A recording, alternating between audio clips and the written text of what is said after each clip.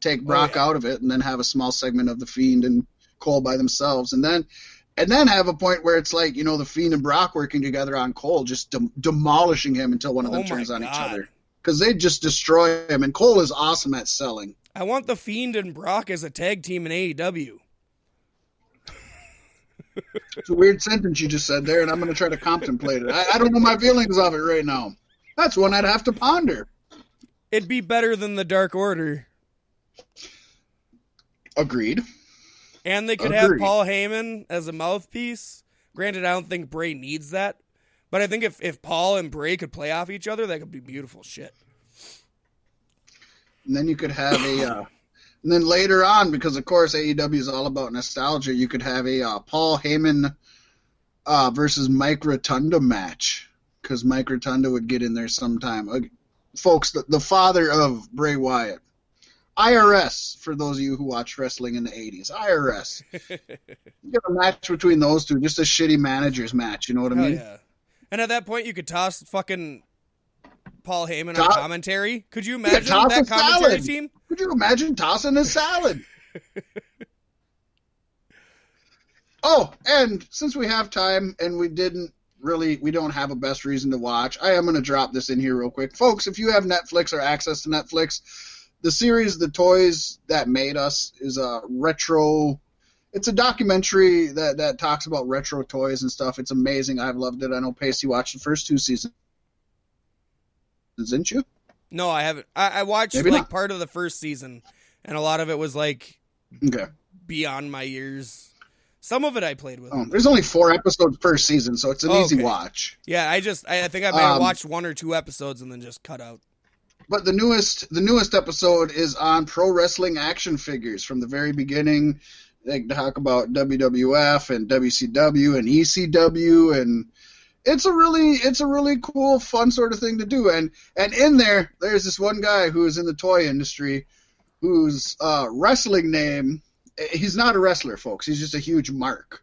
But his wrestling name is Jewish Lightning. If I was a huge mark in my wrestling, if I had a wrestling name, it would be Huge Mark. That would be good, but his is Jewish Lightning, which I really like. That could have been Undertaker's wrestling name, if you think about it. He was talking about, it could have been. It was Mean Mark Callis, Huge Mark. But no, the best part, and this is a spoiler, but it's obviously it's a documentary, there's a lot of stuff going on, and this has nothing to do with the toys. But a spoiler is, this guy is a huge mark. His name is Jewish Lightning. Apparently, all the wrestling people always called him that and everything. He came to all the meetings like dressed up like a manager, and they got pictures of him and stuff. But he was talking about one time he went to a big old convention to do a deal with WWF, and Hulk Hogan and a bunch of people were there and all that. And he was like, and then that night Hulk Hogan destroyed my hotel room, and he took the biggest shit I ever seen on my bed.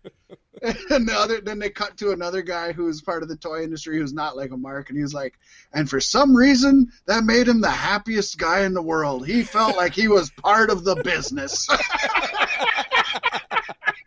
I was like, man, us wrestling fans are a weird brood. Yes, indeed. But to be fair, if Hulk Hogan shit on my bed, I'd tell people about it. Yeah. You know? Yep. I'd be excited.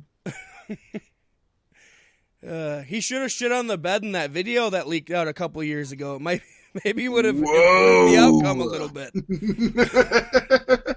I guess really he really did shit the bed on that one. Yeah. Exactly.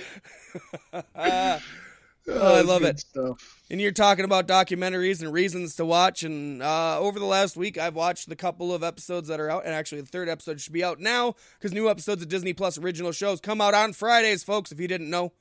I've been watching The Imagineering Story, which is Disney's whitewashed backstory of how they came up with and built and the history of Disney World and Disneyland.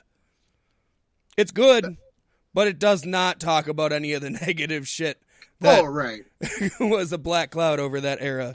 Which is it's basically a WWE documentary. Yeah, I mean, it's what you would expect on their own platform.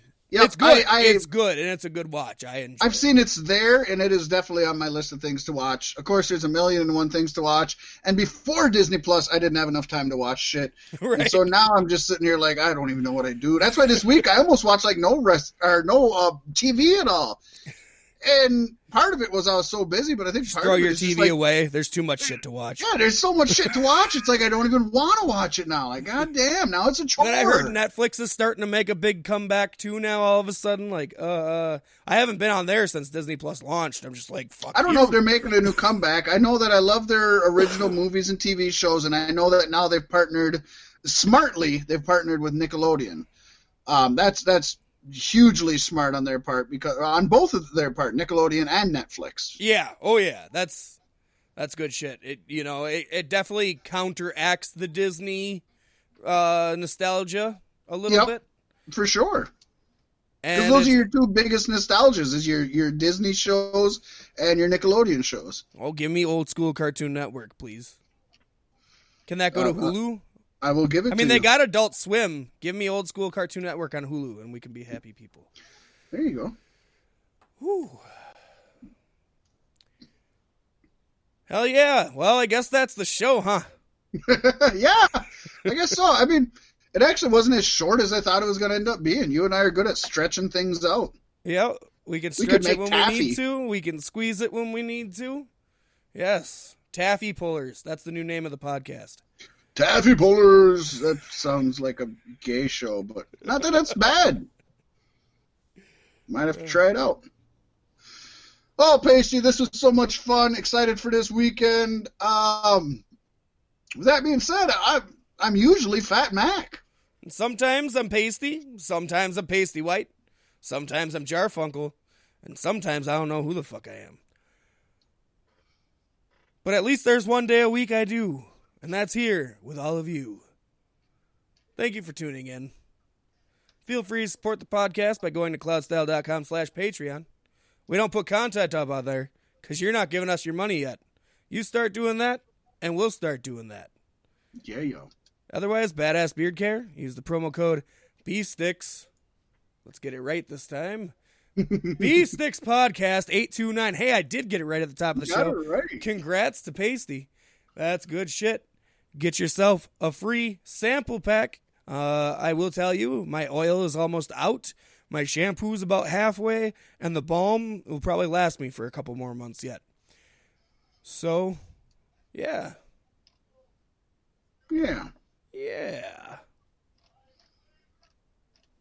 It's so hard to say goodbye when it hasn't been 2 hours yet. Well, folks, goodbye.